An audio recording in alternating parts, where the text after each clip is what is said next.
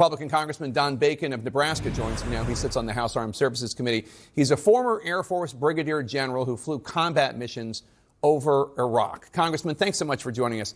If Iran does not make a deal that is acceptable to President Trump, he says tomorrow the U.S. is going to bomb Iran back to the Stone Ages by hitting these power plants and bridges.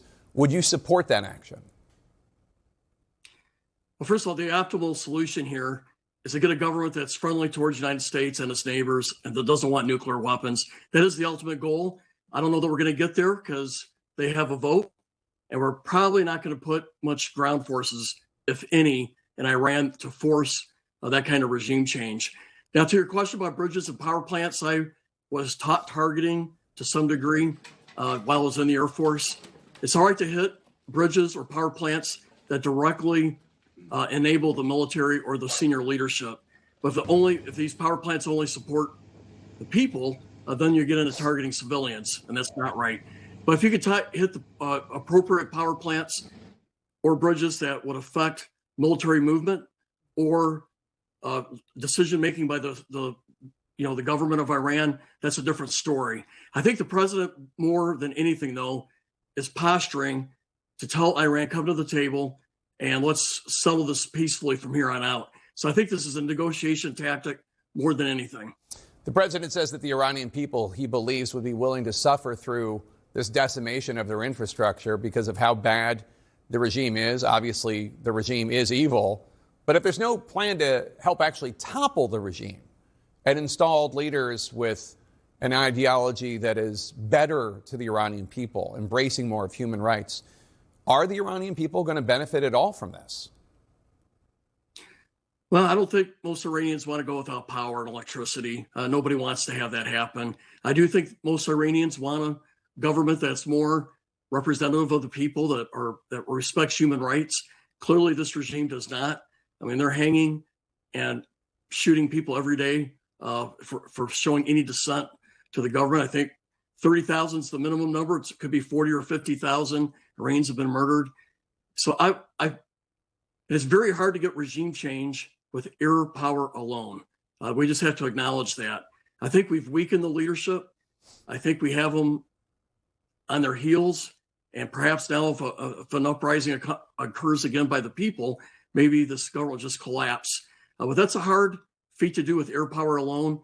And I don't believe the president nor Americans want significant ground forces in Iran. That's not something that would be well embraced. So I think we hope the regime falls. But if not, we're going to have to negotiate with a regime that is not exactly what we want. But maybe we get enough conditions put on there that we're in a safer world because of these operations than we were before. This regime hated America. They've been at war with America for 47 years. They've killed approximately 1,000 Americans. This is overdue, but the end state's a hard thing to get to, and air power alone makes it hard. You're a former combat pilot, so I want to ask you about this weekend's rescue mission to extract a crew member who had been shot down over Iran. What stands out to you about the details of this rescue, how risky and complex it was compared to other past rescue missions? I was actually more of a backseater type, electronic warfare officer or a WISO like this colonel was. No, this mission was incredible. It was incredibly complex.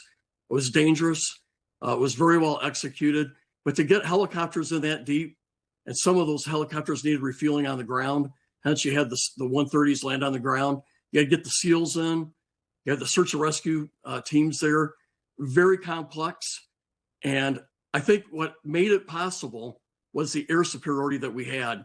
We had, unmanned aircraft flying around, spotting the Iranians as they were getting closer to the downed colonel, and we were able to target those guys as they got close. So we were able to impede the Iranians getting to this downed airman.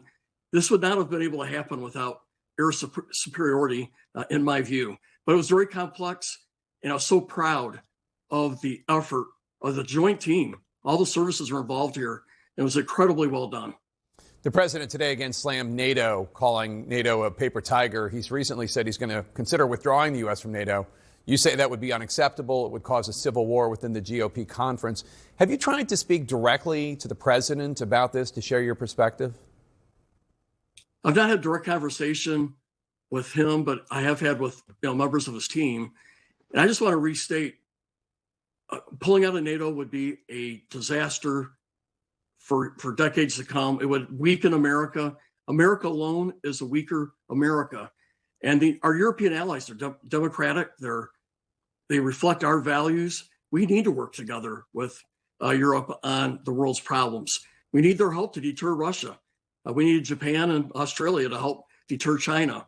And we need allies around us in the Middle East. We can't do it alone. And I would point out that though there's some blame to go on both sides, the president's threats towards Greenland, Denmark, and Canada have really hurt our standing in Europe. I know some of the prime ministers and presidents personally. I know many of the ambassadors, and that caused grave damage to the trust between the European leaders towards President Trump is significantly weakened. And I think it's going to take after Trump leaves for us to be able to heal this, if we even can then. So grave damage has been done, and I think it's hurt our national security by what's happened. Republican Congressman Don Bacon of Nebraska, thank you, sir, and thank you for your service, as always.